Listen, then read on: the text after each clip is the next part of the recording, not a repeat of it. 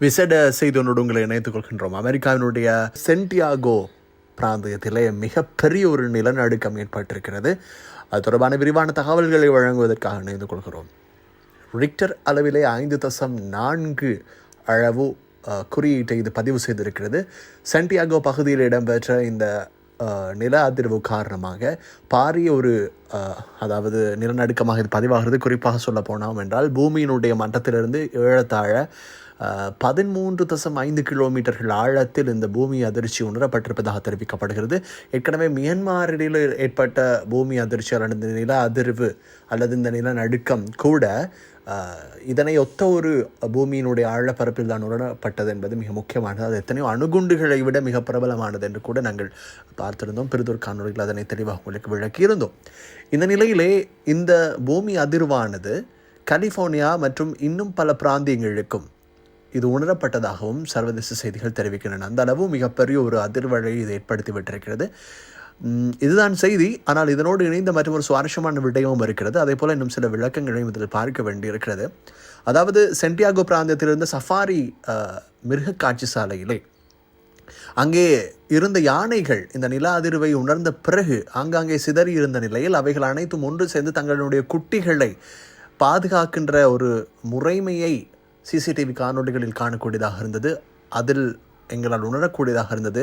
என்றால் சுனாமி அனர்த்தம் இடம்பெற்ற போது கூட அதற்கு முன்பு வந்த நிலநடுக்கத்தை சுமாத்ரா மற்றும் ஜாவா தீவுகளில் ஏற்பட்ட மற்றும் அந்தமான் நிக்கோபார் தீவுகளில் ஏற்பட்ட நில அதிர்வுகளின் பிறகு அது உணரப்பட்ட போது கூட கரையொதுங்கிய மீன்களை பார்த்திருந்தோம். அதே போல உயிரினங்கள் கரையோரத்தை நோக்கி ஓடியிருந்த காட்சிகளை பார்த்திருந்தோம். அவைகளுக்கு முன் புலனாக அவைகள் தென்பட்டனவா என்று ஆராயத் தொடங்கி இருந்தார்கள்.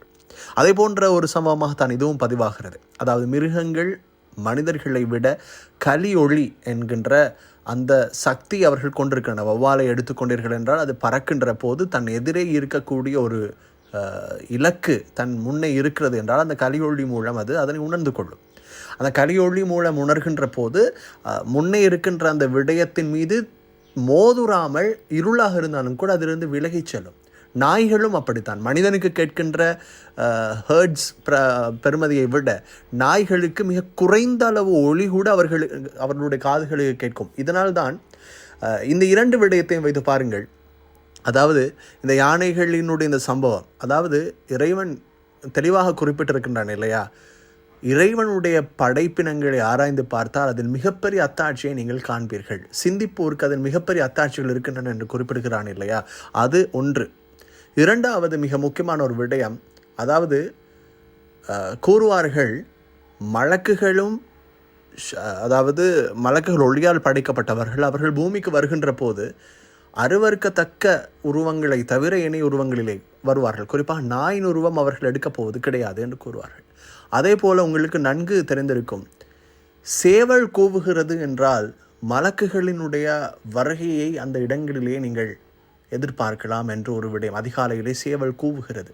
அதே போல் நாய்கள் குறைகின்ற போது ஷைத்தானினுடைய நடமாட்டத்தை அதிகம் எதிர்பார்க்கலாம் என்று நமது முன்னோர்கள் சொல்வதை கேட்டிருக்கிறோம். உண்மையிலே அந்த விடயம் என்னவென்றால் அந்த நாயினுடைய அந்த குறையளவு ஒளியையும் கேட்கின்ற சக்தி என்பதுதான் அங்கே உணர்த்தப்படுகிறது. ஆகவே சில அத்தாட்சிகளை நாங்கள் பார்க்கின்ற போது அல்லது சில எதிர்வுகூறல்களை பார்க்கின்ற போது அவை நம் முன்னே நடந்து கொண்டிருக்கின்ற போது மிகப்பெரிய விடயமாக இருக்கிறது. அது ஒரு சிறு விடயம் தான். சரி, விடயத்திற்கு வரும். இந்த நில அதிர்வு நான் உங்களுக்கு குறிப்பிட்டிருந்தேன் இல்லையா? மியான்மரினுடைய நில அதிர்வு ஏற்பட்ட போது அங்கே ரோஹிங்கியா இன முஸ்லிம்கள் வதை செய்யப்பட்ட போது உணரப்பட்ட அந்த மக்களினுடைய விலாபங்களை, அவர்களினுடைய அந்த அழுக்குரல்களை அந்த நாட்டினுடைய ஆட்சியாளர்கள் கேட்கவில்லை.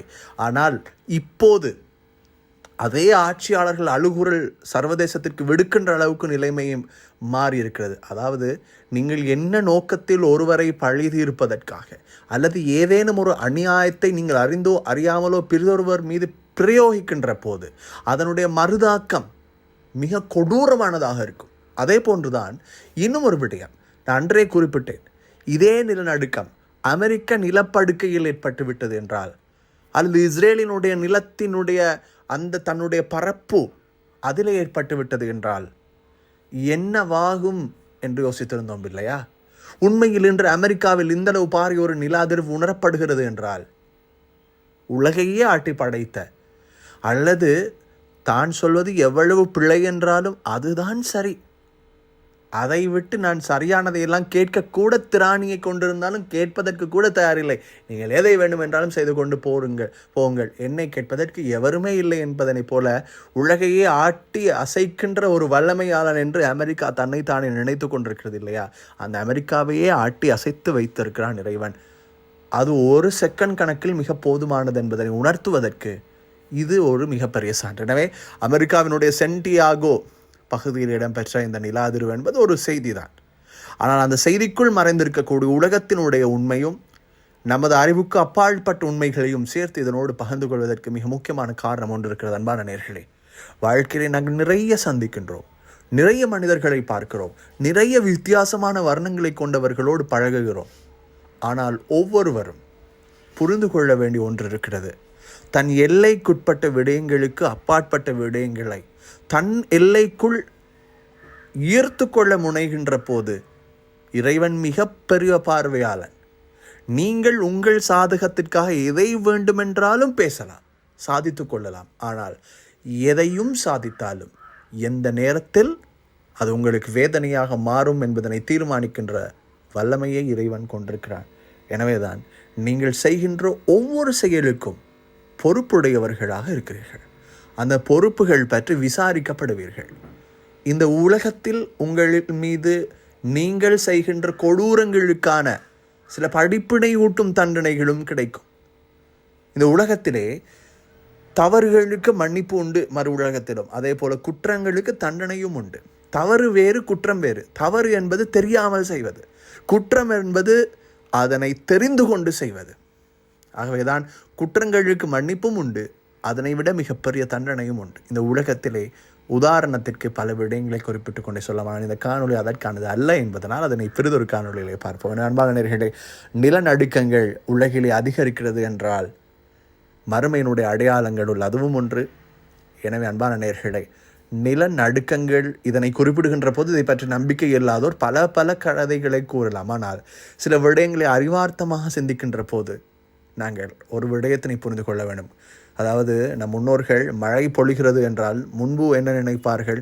ஏதோ ஒன்று இருந்தது. ஆனால் ஆராய்ச்சிகள் நடந்து முடிகின்ற போதுதான் கால ஓட்டத்திலே மலை மேகங்கள் நீர் நிலத்திலிருந்து ஆவியாவதன் ஊடான மேகமூட்டங்களின் சேர்க்கைகள் மழை நீரை பொழிவிக்கின்றன. அதில் மிகப்பெரிய ஒரு கூறு இருக்கிறது, அதில் மிகப்பெரிய ஒரு செய்முறை இருக்கிறது. ஆகவேதான் சிந்திப்போருக்கு அதில் அத்தாட்சி இருக்கிறது என்ற வசனத்தினுடைய அந்த தாரகத்தை எங்களால் புரிந்து கொள்ளக்கூடியதாக இருந்தது. ஆகவே எதையுமே ஆராய்ந்து பார்க்கின்ற போது அதில் உள்நோக்கங்கள் நிறைய இருக்கின்றன. அவற்றை ஆராய்ந்து பார்க்கின்ற போது நமது அறிவுக்கு அப்பாற்பட்ட நிறைய விடயங்கள் இருக்கின்றன. தர்க்கங்களை தாண்டி தங்களினுடைய அறிவு பலத்தை அதிகரித்துக் கொள்வதற்காக நிறைய ஆராய்ந்து பார்க்கின்ற போது அவற்றை எங்களால் புரிந்து கொள்ளக்கூடியதாக இருக்கிறது. தொடர்ந்து இணைந்திருங்கள் அன்பான நேயர்களே.